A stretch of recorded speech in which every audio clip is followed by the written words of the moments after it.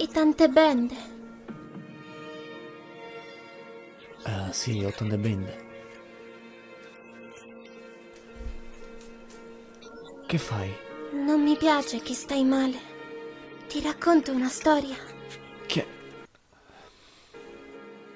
C'era una volta un suricato che viveva nella giungla. Aveva fame, ma era piccolo, molto piccolo. E tutti gli altri grandi animali avevano da mangiare perché riuscivano a cogliere i frutti. Perciò lui diventò amico di un ippopotamo e salì su. Fermo, ho capito. Non va a finire bene per il suricato.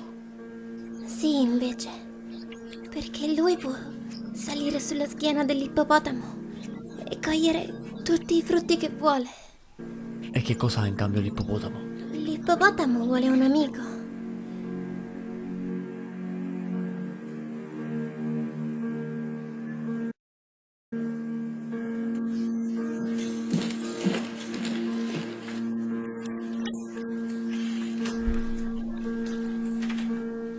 Mi dispiace.